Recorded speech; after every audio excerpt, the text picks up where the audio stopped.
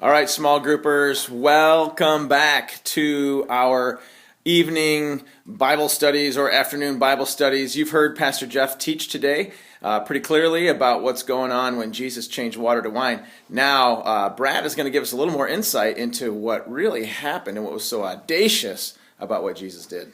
So what's so cool about Jesus is why everybody wanted to hang out with him is because he was the life of the party. I mean, he was better at everything than everybody knew. So here is the outlying of the house where this wedding takes place. And the radical piece about this that we get is somewhere in there we get this assumption that Jesus has these bottles of water that he's turning into wine. What the text actually tells us is that these were the basins that were used for foot washing. So whether it was clean or dirty water, it doesn't tell us. But the fact of it is that he turned nasty foot washing water into the very best wine, carried it in, and fed it to the party.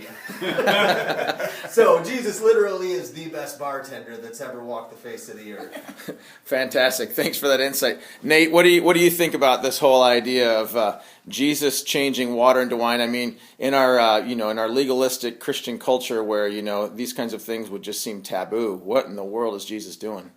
It reminds me of something the Lord said to me a few years ago, and he said, "Nate, you would like me if you got to know me."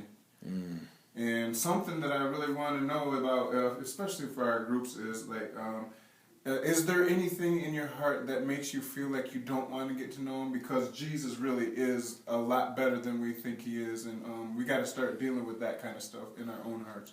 Man, that's huge. Pastor Jeff, you're here.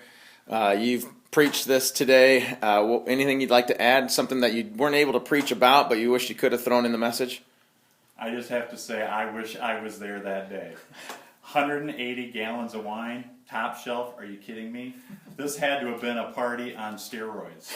And although Jesus always showed restraint and certainly didn't give us license to go overboard, but let's cut this crazy idea that, as some Baptists, I think, might have tried to make this sound that this was wine without any alcohol.